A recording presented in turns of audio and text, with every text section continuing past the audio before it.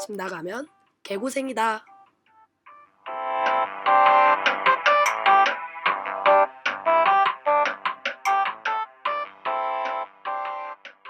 안녕하세요 여러분. 집 나가면 개고생이다의 딴지 제 말입니다. 네, 오늘은 저희가 2021년 돼서 두 번째 녹화죠. 네. 어떻게 지내셨죠? 이제 크리스마스 방학이 끝났잖아요. 네, 크리스마스 방학이 끝났음에도 불구하고 락다운 때문에 네, 방학 아닌 방학을 보내는 듯한 기분이었어요. 대면 수업이 없으니까 확실히 뭐야 이게? 학교를 다닌 것 같지 않아요. 네, 그리고 저희가 저번에 말했다시피 파이어스틱을 산 뒤로 되게 TV를 애용 중인데, 파이어스틱을 하면 이미 아마존 프라임을 한 달 무료로 사용했던 사람도 또 무료로 사용할 수 있게 해놨더라고요. 그래서 이번에 방학 기념으로 아마존 프라임을 끊어서 그동안 정말 보고 싶었지만 못 봤던 것들을 봤습니다. 무엇을 봤었죠? 네, 저는 더 보이즈 시즌 1, 시즌 2를 한 3일 만에 끝내고 제말님은 네, 저는 플레이백을 2일 만에 끝냈습니다. 네, 방학에 저희가 딱 이렇게 봤는데요. 더보이즈 강력 추천! 진짜 너무 재밌어요. 제가 제 인생 미드 탑 3 안에 들어가요. 예? 이게 정말 너무 재밌어요. 이게, 다른 두 개는 뭐예요? 그거는 지금 생각이 안 나는데 그게 뭐야? 더보이즈는 정말 이렇게 탑 3에 들어갈 정도로 안티 히어로 드라마거든요. 되게 수위도 높고 그리고 액션도 되게 재밌고 그냥 그 안티 히어로들이 하는 행동? 히어로 절망편인 게 되게 웃겼던 것 같아요. 네, 저도 플리백은 솔직히 너무 보고 싶었거든요, 그동안. 일단 제가 정말 좋아하는 배우 올리비아 콜먼도 나오고 그래서 막 너무 보고 싶었는데 아마존 프라임을 그때 저희가 했을 때 구도맨즈를 보느라 플리백을 안 봤었어요. 그래서 이번에 딱 기회다 싶어다, 플리백이다, 각이다 하고 딱 봤는데 이럴 수가, 진짜 탑5에 안에 들 정도로 너무너무 좋은 드라마였습니다. 애초에 살짝 블랙 코미디 같은, 그 영국 특유의 블랙 코미디인데 이걸 정작 들여다보면 이야기가 너무 슬퍼요. 그래서 저도 막 보다가 운 적도 있었고.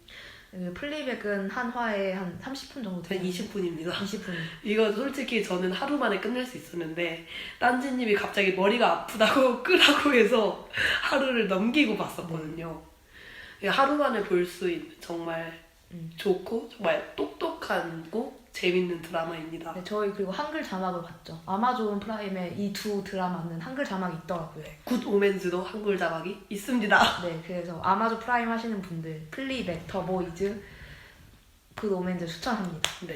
오늘 저희가 할 이야기가 뭐죠? 오늘 저희가 할 이야기는 도일 내의 영화제에 대해서 이야기를 해보려고 합니다. 저희가 안타깝게도 학교를 계속 다니느라 베를린 영화제는 못 가봤거든요. 베를린알레. 근데 이 외의 영화제는 저희가 생각보다 많이 다녔더라고요. 한 5개 정도 다녔죠? 네. 그리고 지금 저희 지역에서 막스 오필스 프라이스 그 영화제가 진행 중인데 이 코로나다 보니까 온라인으로 지금 진행 중이잖아요. 그래서 저희가 이 주제를 선택하게 됐습니다. 네. 일주일 전부터 저희가 영화를 진짜 미친 듯이 보고 있거든요. 거의 지금 24개를 봤나요? 네. 정말 좀 점점 이제 집중력이 딸리기 시작하는데 네. 그래도 이렇게 많이 보면서 좀 여러 가지를 많이 배울 수 있었던 그런 경험이라서 또 이걸 한번 이야기를 해보면 어떨까라는 생각이 들었어요. 네. 그러면 지금까지 저희가 어떤 영화제를 독일에서 다녀왔죠? 네, 저희가 일단 저는 제 기억상 제일 먼저 간 영화제는 필름페스트 함burg이었어요. 네. 그 다음에 판타지 필름페스트 다녔고 또 프랑크푸르트에 코리안 필름 페스티벌 프랑크푸르트라는 영화제도 있고 또 아까 전에 딴지님이 이야기한 것처럼 막소필스 프라이스 필름 페스트도 있죠. 네. 그러면 저희 함부르크 필름 페스트부터 시작을 해볼까요? 네. 네.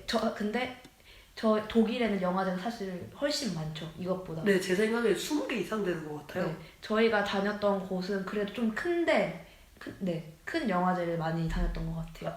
코리안 필름 페스티벌이 큰 느낌은 아니지 않나요? 큰 느낌은 아니고 근데 네. 이거 제외하고 네, 이거 제외하고 개인적으로 민센 필름 페스트도 정말 크고 좋다고 이야기를 들었고요. 라이프치히에 있는 다큐멘터리 필름 페스트는 다큐멘터리를 하는 사람들이라면 무조건 가야 한다고 하더라고요. 네, 그리고 또 쾰른에도 여성 영화제도 있고 정말 베를린 너무 여성 다양해요. 영화제도 있고 그죠? 네, 너무너무 다양합니다. 네. 그래서 저희는 이 모든 걸 소개를 할 수 없고 또 저희가 못 가본 곳도 많아서 그냥 가보고 그 필m페스트의 분위기를 아는 그런 것만 골라와 봤어요.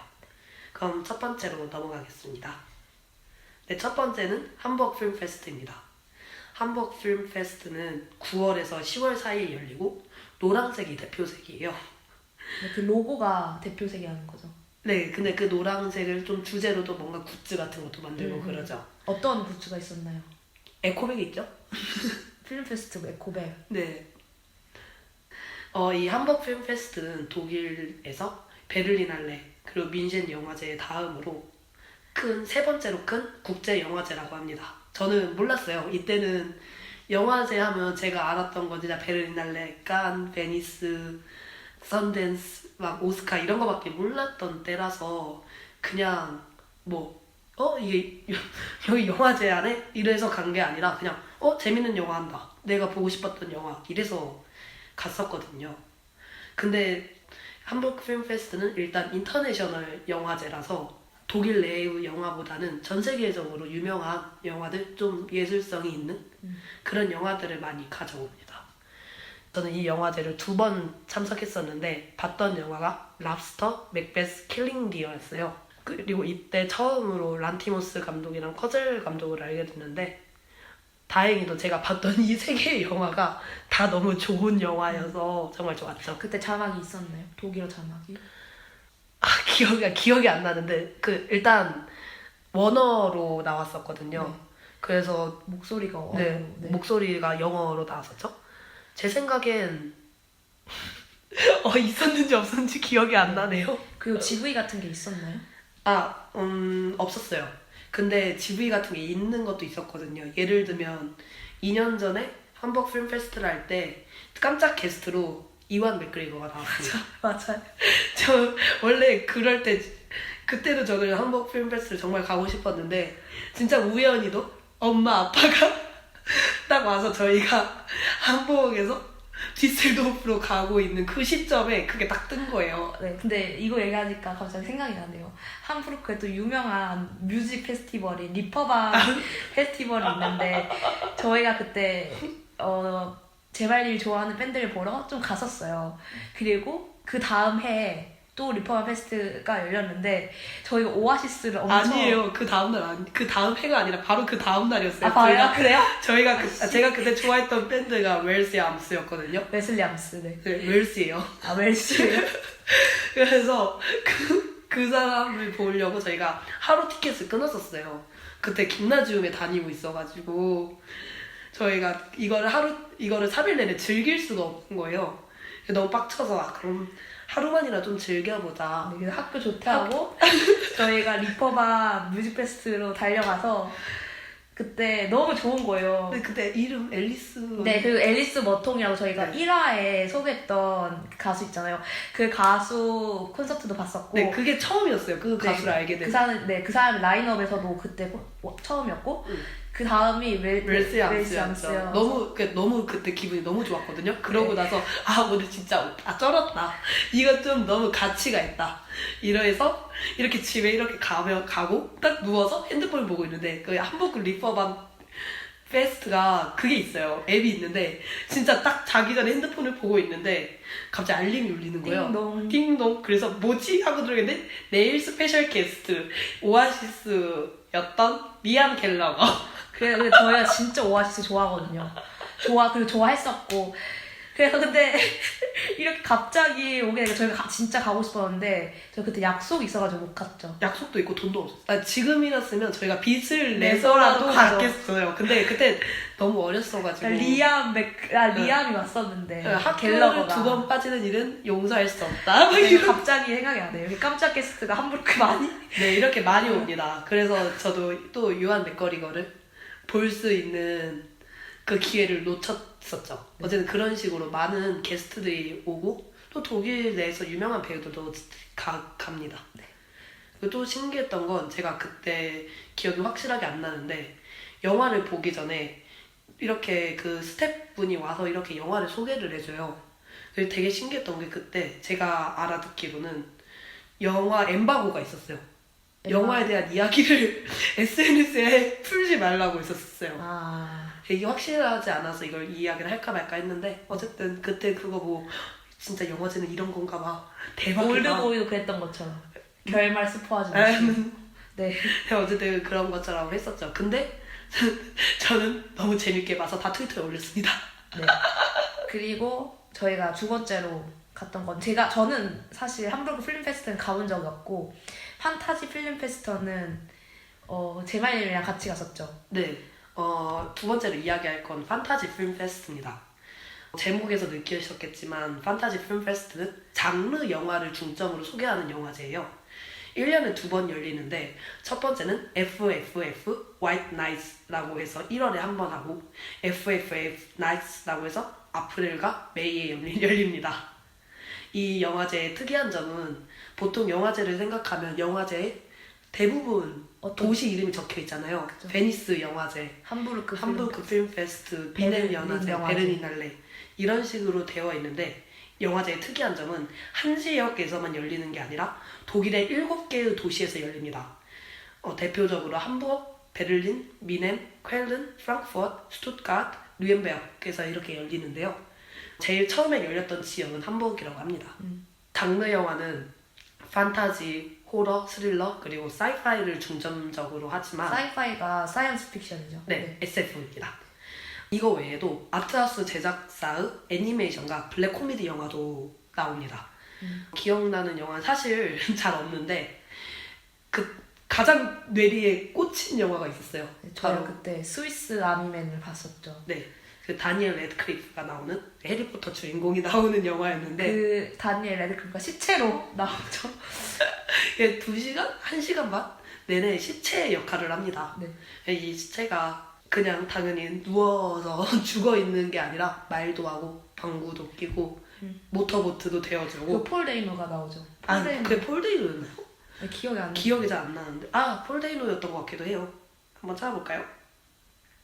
네네, 폴 데이노입니다. 네, 폴 데이노랑 다니엘 레드클리프가 같이 나와서 명 연기를 펼치죠. 사실 다니엘 레드클리프가 이렇게 시체 연기를 잘할 줄 몰랐었어요. 그 영화 자체가 정말 독특하고 정말 매력 있는 영화예요. 이 사람 다음 작품이 경계선이라고 알고 있는데 그것도 사람들이 많이 추천을 했지만 저희가 아직 기회가 안 돼서 못 보고 있네요. 또 영화제 분위기도 영화제기보다는 그냥 영화관을 들리는 기분이었어요. 네, 영화제 같은 기분. 원래 영화제 같은 거 생각하면 레드카펫이나 이런 게 깔려 있었는데 판타지 필름 페스트는 아예 그런 게 없었던 것 같아요. 아마도 전국적으로 열려서 그런 거 같기도 하고 영화제 자체가 그렇게 큰 느낌은 아니라서 근데 또 이 영화를 좋아하는 사람들이 모인 곳만의 분위기가 있잖아요. 다들 막 이 팜플렛을 하나씩 가져와서 내일은 뭐 볼까 이렇게 확인해보고 있고 이렇게 티켓 사려고 줄을 서잖아요 거기는.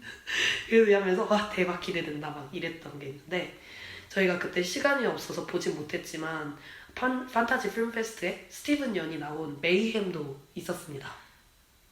그리고 한국 영화도 몇 개 있었던 것 같은데. 맞아요. 기억이 안 부산행도 있었어요. 네, 있었던 것 같아요. 네.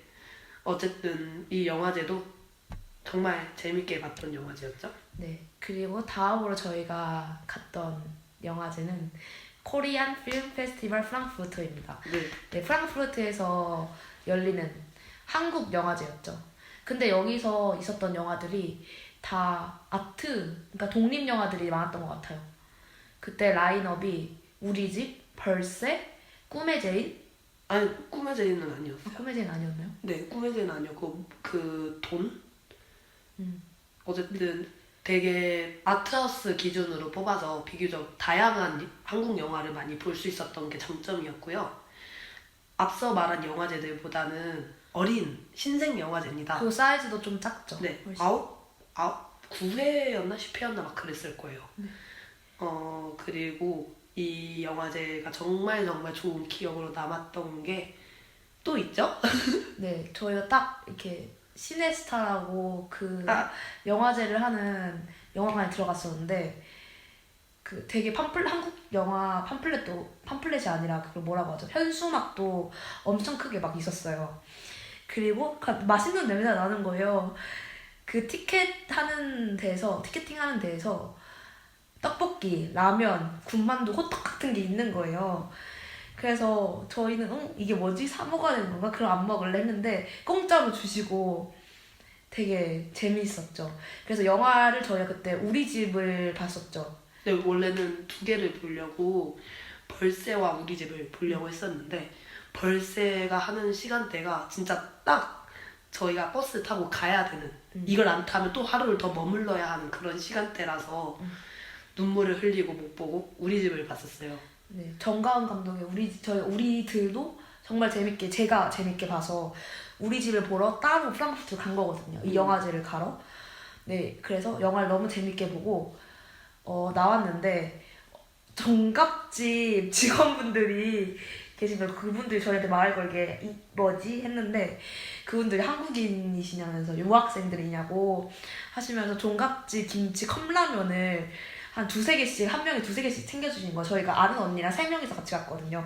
그래서 9개를 받았는데 정말 감동 진짜 너무 그것 물론 영화제 자체가 아기자기하게 잘 꾸며서 좋기도 했지만 한국 사람의 정이 느껴지는 그런 영화제였고요.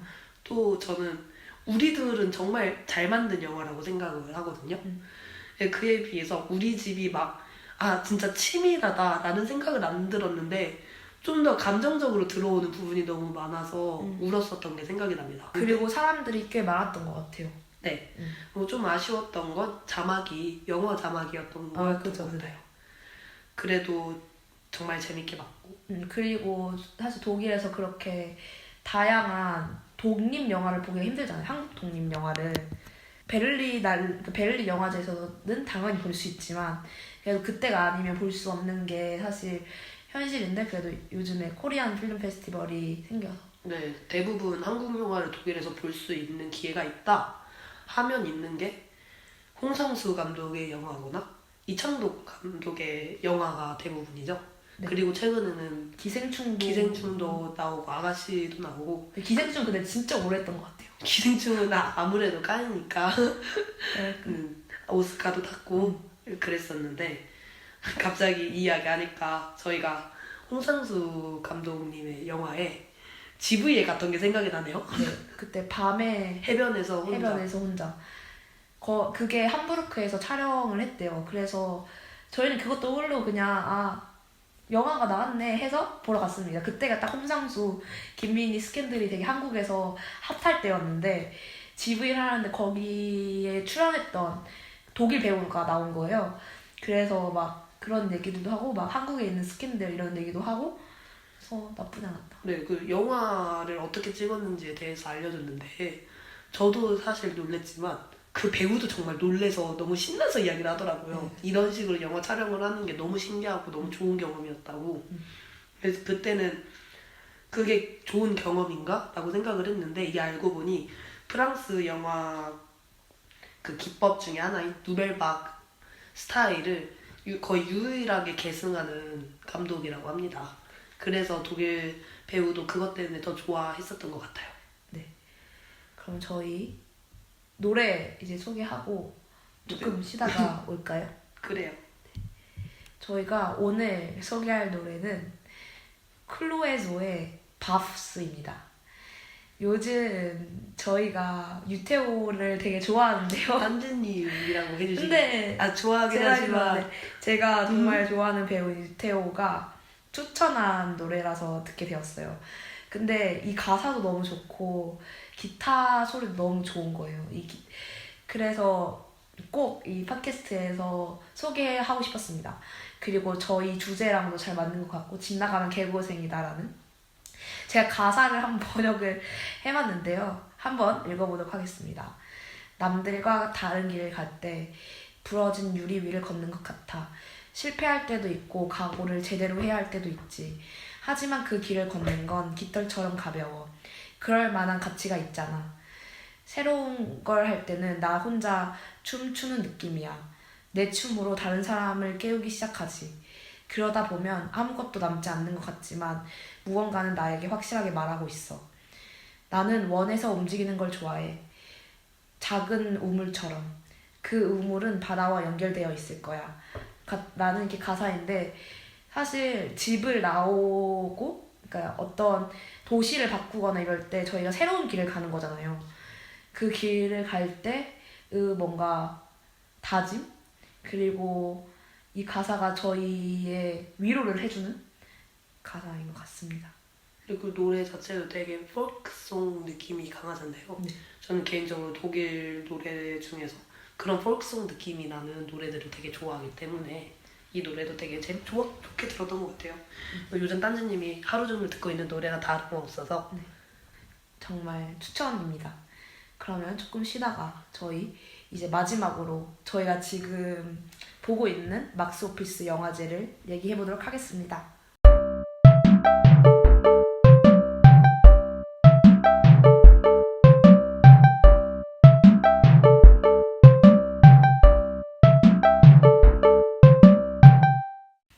네, 저희가 앞에 언급했던 것처럼 저희가 지금 막스 오피스 영화제를 보고 있죠.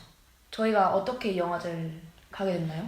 네, 이 영화제를 가게 된 건 아무래도 학교에서 저희 보고 가라고 종용을 해서 갔었던 거죠. 네, 저희 아뜰리에가 네, 네, 처음 갔던 게 아마 재작년이었을 거예요. 재작년엔 근데 영화제를 참석하진 않았었고 그 영화제에서 그 상을 받은 영화를 나중에 또 공개하는 자리에 갔었거든요. 영화제에서만 상영됐던 게 이게 또 상을 받으면 다시 또 영화관에서 재상영을 해줘서 그때 그렇게 봤습니다. 그리고 나서부터 영화제에 대해서 좀 더 알게 되고 그 다음 연도부터는 아크레디티어룸 같은 걸 사서 영화제의 모든 영화들을 볼 수 있었어요. 네, 아크레디티어룸이란 무제한 티켓 같은 거예요. 그래서 영화를 공부한 학생이나 기자 그리고 또 교수들, 영화 관계자들, 네, 관계자들이 무제한으로 영화를 볼 수 있는 시스템이에요. 돈을 어느 정도 내고. 네. 그래서 오프라인 영화제 때는 이거는 제말님 설명해 주시죠. 네네. 그러면 이게 가격이 어느 정도 되는지부터 설명을 해드릴게요. 네, 저희가 일주일치를 보는데 25유로죠. 근데 이건 온라인이라서 25유로인 거고요. 네, 오프라인 때는 45유로 정도 했었습니다. 네. 네. 오프라인 영화제 때는 이게 아무래도 무제한이라서 그냥 사는 사람들의 좌석도 확보가 되어야 되거든요. 그래서 미리 살 수가 없어요. 미리 살 수 없고 아침 9시에 이 티켓을 파는 곳으로 가야 합니다. 영화제를 주관하는 건물이 하나 있는데 그 건물로 아침 9시에 가서 줄을 선 다음에 그 다음 날 볼 영화를 티켓을 사야 해요. 그래서 그 티켓을 이렇게 가져오고 이미 사놓은 티켓으로 또 영화관을 계속 돌아다니죠. 이게 다행히도 여기는 영화관 위치가 그렇게 멀지 않아가지고 한 15분? 저희 집이랑. 네. 저희 집이랑도 그렇고 영화관 사이도 영화 사이사이. 네.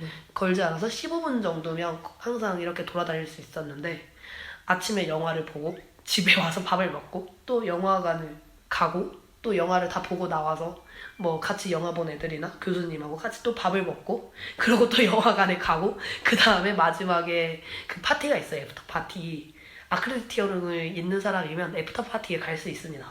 그래서 거기 한번 이렇게 깔짝거렸다가 또 나와서 자고 또 다음날 또 9시에 근데 이 애프터 파티가 매일매일 일어나는 건가요? 아니면 마지막 날 시상식 날에 있는 건가요? 마지막 날에만 있었던 건 아닌 것 같아요. 기억이 확실하게 안 나는데 매일매일은 아니었을지 몰라도 하루만 있던 건 아닐 것 같습니다. 네, 그래서 저희가 이 영화제에 대해서 좀 자세히 설명을 해보자면 1월 말에 자부리켄에서 일주일 동안 하는 영화제예요.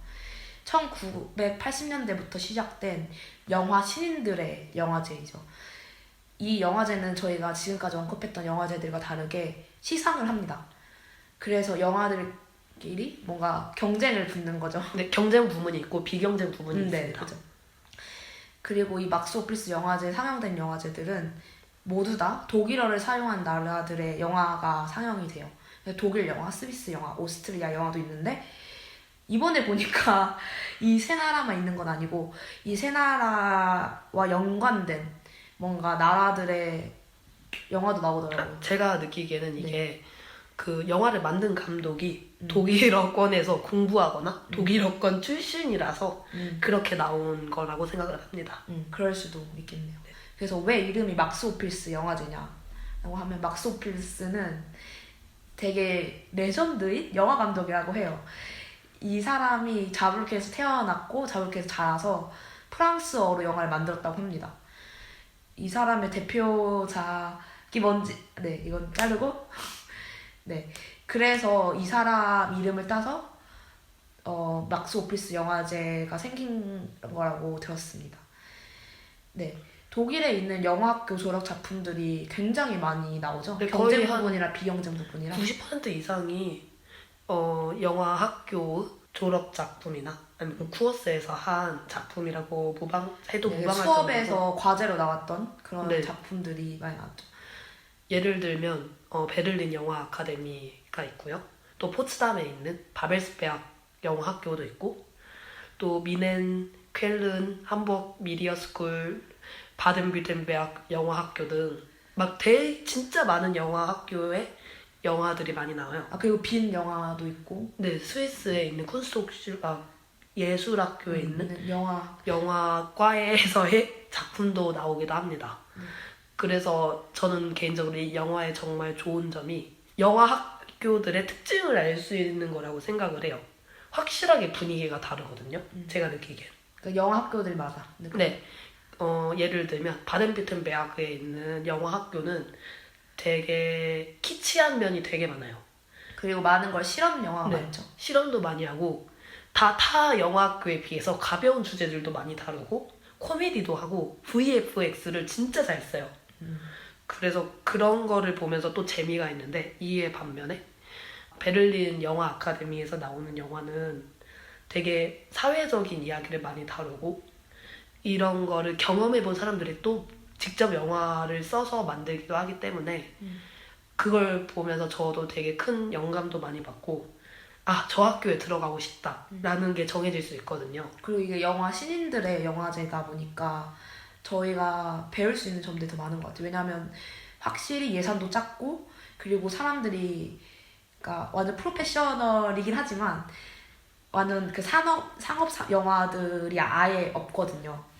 그래서 어떻게 영화를 구상하고 찍는지 GV도 영화마다 거의 있는 것 같고요. 그리고 이제 영화가 끝나면 보통 감독이랑 제작자들이 나와서 우리 영화는 어떻게 이렇게 만들어졌고 이게 Q&A도 하고 그리고 나갈 때 저희 영화를 위해 투표를 해달라라는 것도 하죠. 네, 여기서 좀 영화학교에 좀 더 이야기를 해보자면 네. 한국에서 생각하는 영화과랑은 확실히 분위기가 다르죠. 한국에 있는 영화과의 대부분은 종합대 소속의 영화과잖아요. 그래서 이론적인 걸 배우려고 가는 거고 아직 아무것도 모르는 상태에서 영화를 하고 싶다 해서 가는 경우가 많은데 독일에 있는 영화학교는 이미 현장에서 구르고 또 많은 경험을 해보고 이미 작품도 만들어본 사람들이 들어가는 곳이 영화 아카데미거든요. 그 한국의 영화진흥원과 비슷한 느낌이죠. 네. 대부분 그 학교에 들어가는 이유는 확실히 영화계의 인맥을 만들려고 가는 게 많은 것 같아요.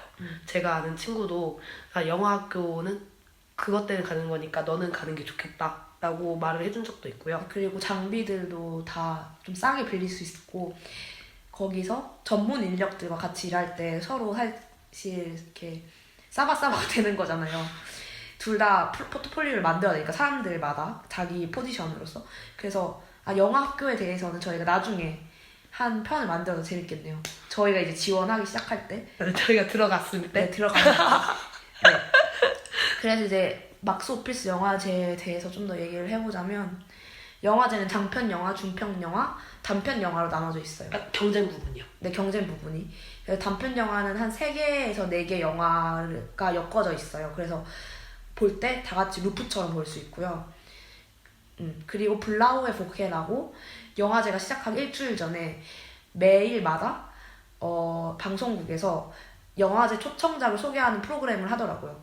그리고 도시 전체가 살짝 파란색으로 바뀌죠. 네, 도시에 있는 그 공공 건물이나 큰 건물들이 밤에 파란 불을 켭니다. 네. 막스 오피스가 파란색이 맞아요. 대표색이에요. 네, 함부르크는 노란색인 것처럼. 네, 그래서 모든 굿즈들이 다 파란색입니다. 네. 그러면 저희가 이번 년에 봤던, 그러니까 지금 보고 있는 영화들에 대해서 한번 얘기를 해볼까요? 네. 베트남 영화들이 이번에 은근 많이 나왔어요. 지금 이 영화제를 보면 독일 영화 트렌드를 읽을 수 있는데 확실하게 지금 대세가 이민자 이야기인 것 같아요. 2년 전부터 그런 얘기가 많이 나왔고, 네. 아무래도 이제 이민 2세대와 3세대가 독일 사회에서 주류층이 되다 보니까 자신들의 이야기를 많이 하죠. 여러 사회에서 끼인 자신의 정체성 혼란, 그리고 1세대 이민자들이 독일에 온 지 몇십 년이 지난 현재 상황, 그리고 난민들의 여정, 그리고 난민들의 이야기가 많이 나왔죠. 네, 대표적으로 뭔가 소개를 해주고 싶은 영화는 마인 비엔남이라는 영화인데요. 저는 이렇게 이민자들을 다루는 영화를 봤을 때 이민 1세대가 현재 어떻게 사는지에 대해서 조명하는 영화는 거의 못 봤거든요. 심지어 이 영화는 다큐멘터리라서 봤는데 제가 뭐라고 이야기를 했냐면 그냥 제가 쓴 걸 읽어드릴게요. 이 다큐멘터리의 주인공은 30년 동안 미넨에서 산 베트남인 부부입니다. 그들은 저녁엔 청소업체에서 일을 하고 낮엔 베트남에 있는 가족들과 스카이프로 통화를 하면서 시간을 많이 보내요. 또 저와 같은 처지에 있는 사람들과 함께 비디오 챗으로 카라오케를 하기도 하고 고향 음식을 먹기도 하지만 필연적으로 따라오는 외로움이 가시지 않는 거예요. 그래서 대부분 해외에서 오랫동안 산 사람들이라면 누구나 한 번쯤은 겪을 수밖에 없는 상황이죠. 아무리 여기에서 내 사회를 이루고 친구들을 만들어도 고향에 있는 부모님이나 가족들, 친구들에 대한 그리움은 어쩔 수 없이 항상 이렇게 따라오잖아요. 그런 외로움을 표현한 다큐멘터리입니다. 그리고 이 지금 주인공들이 독일에 온 지 30년이 지난 거잖아요. 그래서 딸이 이 영화의 감독이에요. 그래서 그 영화를 보면 딸이 그 부모님한테 독일어도 알려주고 30년이 지났는데 온지 그런 모습을 보면서 되게 드는 생각이 많았습니다. 네, 저희 같은 경우에는 부모님이 저희보다 훨씬 베트남어를 잘하시긴 하지만 처음에는 네. 엄마 아빠 부모님도 이제 이민이 처음이니까 되게 혼란이 많으셨거든요. 그리고 제가 사실 베트남어를 제일 잘했어요. 왜냐면 제일 어리기도 하고 그 언어를 더 이렇게 가족들과 비교해서는 빨리 배웠거든요. 그래서 같이 숙제를 할 때도 제가 많이 도와주고 그런 거가 생각이 나더라고요. 그리고 확실히 가족을 데리고 이민을 온 사람들의 이야기라서 또 독일에서 저희끼리 온 거와는 다른 느낌이 들죠. 네. 그래서 일단 이 영화는 개인적으로 막 너무 잘 만들고 편집이 너무 좋고 그런 건 아니었는데 이런 이런 이야기를 가졌다는 것만으로도 충분한 가치가 있는 네. 영화로서 존재해야 할 이유가 있는 그런 영화여서 정말 좋았던 것 같습니다. 네, 그리고 여기서 좀만 더 붙이자면 그 아빠, 그 베트남에서 나오는 아버지가 계속 다시 이제 베트남으로 돌아가고 싶다는 얘기를 해요. 이제는 독일에서 살고 싶지 않다. 너무 외롭다. 그런 얘기를 하는데 제가 최근에 보는 유튜버가 있는데 그 사람도 교포거든요. 미국에서 태어나고 자란. 그래서 부모님들도 이제 한 30년 넘게 사셨어요. 미국에서. 근데 이제 다시 한국으로 돌아간다고 하더라고요. 부모님도. 그래서 이렇게 한 20, 30년이 지나도 이렇게 고향을 그리워하고 가고 싶어하는 사람들이 많구나. 자식들은 이제 그 나라의 주류 사회에 이제 들어간 거잖아요. 근데 이 부모들은 주류 사회에 들어갔어도 확실히 느끼는 외로움이 있구나라는 생각이 네, 들었습니다. 그리고 저희가 이 영화제에서 봤던 것 중에 재밌는 것들 네. 하나씩 한번 얘기해볼까요? 2년 전에 봤던 다스 멜랑콜리시의 매신이 있었죠.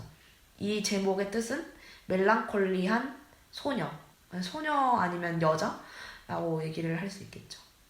저는 이걸 맨 처음에 봤을 때 독일 영화가 이렇다고? 나는 항상 들어본 거나 본 것 중에 이렇게 트렌드하고 센세이션하고 이렇게 멋진 독일 영화를 본 적이 없대요. 아니, 이거는 근데 저희가 너무 독일 영화를 몰랐을 때였어요. 왜냐면 저희가 독일에서 산 지 거의 한 4-5년 동안? 3-4년 동안 독일 영화를 한 번도 안 봤었거든요. 아니, 본 거라고는 막 굿바이 레니. 네. 그걸 진짜 독일에서 보지도 않았어. 그리고 그 뭐지? 다스 롤라렌트, 타인의 삶. 타인의 삶. 이런 거를 봤었는데 이런 거는 너무 옛날 영화잖아요. 네, 근데 롤라렌트는 솔직히 힙하긴 하죠. 아직까지도. 당연히 이 영화는 전 다 좋아해요. 굿바이레는 진짜 좋아하고. 근데 너무 옛날 연하고 그 당시 영화관에 가서 독일 영화를 보면 진짜 어린이 영화거나 진짜 상업 영화밖에 없어요. 맞아요. 심지어 독일 사람들도 안 좋아하는 상업 영화. 그래서 저희는 독일 영화가 이렇게 재미가 없구나라고 생각했는데 막스 오피스 영화제를 저희가 가기 시작하면 저희 생각이 아예 바뀐 것 같아요. 그 생각이 바뀐 시작점에 있는 영화가 다스 멜랑콜리시 매신이죠. 네, 저는 이때 너무 충격을 많이 받았어요. 이때 이 영화가 에피소드 형식으로 나누어져 있어요. 이렇게 한 영화 안에 여러 가지 에피소드가 있고 그 에피소드 하나하나마다 이렇게 주제가 있습니다. 그리고 그 주제에 맞게 한정된 장소로만 이루어져요. 한 장소에서 그냥 가만히 움직이지 않고 대부분 그 장소에서만 진행되는 영화인데 이런 미술 형식도 되게 동창적이었고 이런 독창적 네. 대사 자체도 되게 감염적이면서도 코믹하게 풀어낸 부분도 많았고 그리고 또 철학적인 얘기도 많이 나왔었죠.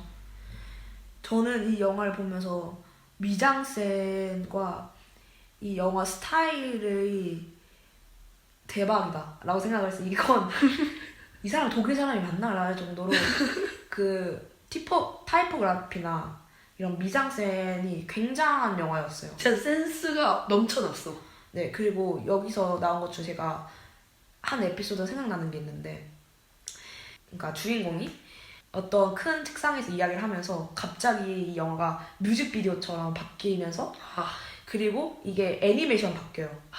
근데 이게 애니메이션이라고 해서 막 디즈니 이런 느낌이 아니라 그린 거 있잖아요. 사람이 실제로 그린 2D 같은 걸로 바뀌는데 그게 정말 저는 충격적이었어요. 지금 생각해도 너무 좋아요. 근데 저는. 생각을 해보면 롤라렌트도 이런 장면이 있거든요. 네.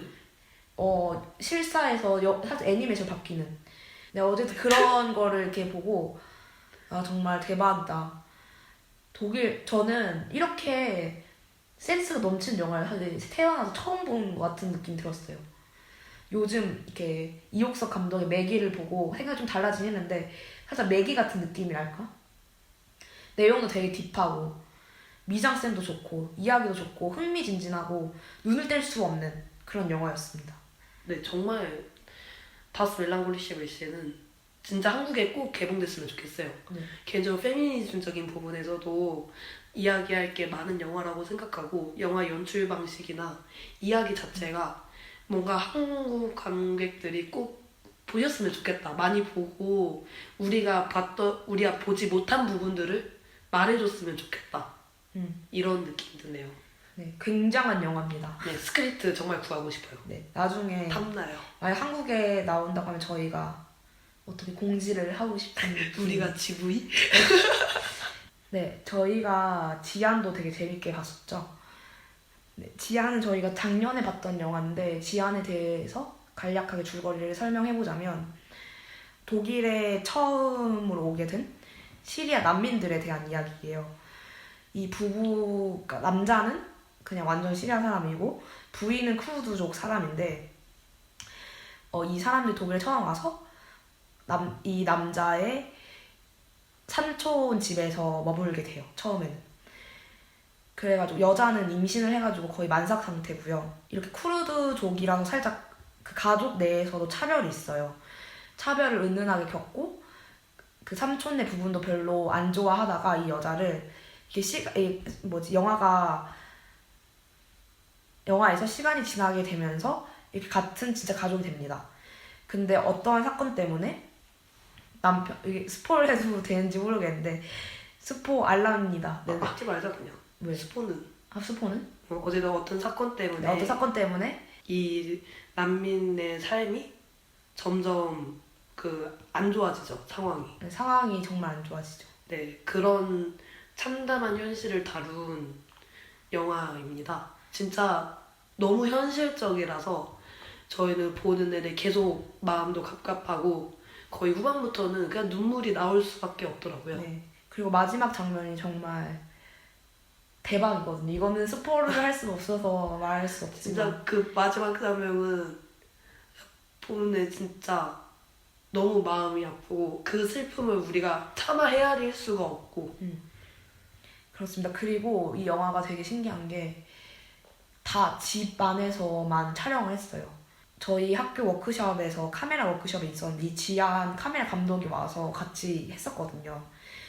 근데 그 감독이 어떻게 이렇게 촬영을 했는지를 설명을 해주는데 정말 머리를 많이 썼더라고요. 사실 한 공간에서 촬영하는 게 그리고 이 슈파는 뭐라고 하지? 긴장감. 이 긴장감을 끌어내기가 되게 어렵잖아요. 한 장소에서 대화로만. 근데 그걸 되게 잘 했고 이런 이야기들이 역시 더 나와야 한다라는 생각을 했죠. 네, 아무래도 저희는 친한 친구가 난민인 경우도 있어서 이런 이야기를 직접적으로 경험하지 못했지만 간접적으로 들었었거든요. 이 비자 문제를 이렇게 보고 그리고 밖의 사상이 있음에도 불구하고 뭔가 이 좁은 사회 안에서 사는 거에 대한 느낌 이런 것도 직접적이었던 것 같아요. 저는 네. 영화에. 물론 저희가 경험한 그 비자 문제가 이분들하고는 당연히 비교할 수 없이 얕은 문제지만 그럼에도 불구하고 외국인으로서 느끼는 공감대가 형성되어 있다. 그리고 또 정말 신기했던 건 제가 이 영화는 독일 그 베를린 영화 아카데미 졸업 작품입니다. 학생 영화죠. 근데 제가 이 영화를 친구한테 트레일러를 보내줬어요. 친구가 터키계 독일인이라서 나 이거 본다? 이러고 이렇게 딱 소개시켜줬는데 친구가 깜짝 놀라는 거예요. 그래서 내가 왜? 이랬더니 나 이 여자 알아? 이러는데 그 삼촌의 부인 역할로 나오는 사람이 터키에서 거의 레전드 배우라고 하더라고요. 그래가지고 친구가 야, 이 사람 나 알아. 대박인데? 이 영화 어디서 해? 이래서 여기서 해. 왁스필스에서 해. 이래서 친구가 보진 못했지만 그렇게 유명한 배우도 나오고 또 배우들이 연기를 정말 잘했어요. 또 그리고 연출도 되게 좋았었고 여러모로 정말. 그리고 거기서 재밌었던 장면이 지안에서 사실 무슬림이다 보니까 돼지고기를 먹으면 안 되잖아요. 근데 몰래 독일에 왔으니까 돼지고기 소세지를 몰래 먹는 장면이 있는데 그게 되게 웃기고 이제 새로운 사회에 들어가는 상황을 잘 표현했다고 생각이 듭니다. 다스 멜랑콜리시 메이시는 2년 전에 막스오피스에 제일 큰 상을 받았고요. 지안은 아쉽게도 상 못 받은 걸로 알고 있어요. 네, 다른 영화가 받았죠. 네, 이렇게 저희가 오늘 영화제에 대해서 얘기를 해봤는데요. 저희는 한국 영화제를 사실 한 번도 안 가봤거든요. 가서 한번 비교도 한번 해보고 싶고. 네.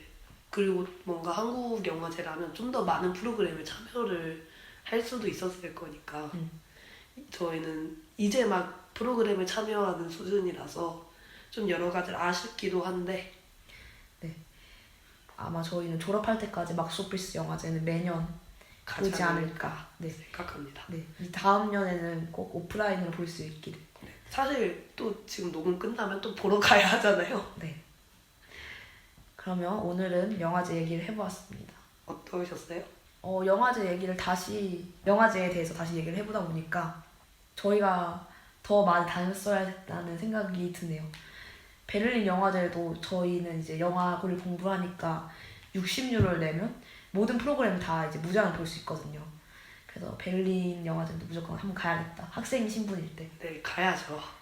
생각이 드네요. 저도 오랜만에 사실 영화 얘기는 매일 하는 건 다름없는데 이렇게 영화제라는 주제로 한 것도 되게 재밌었고요.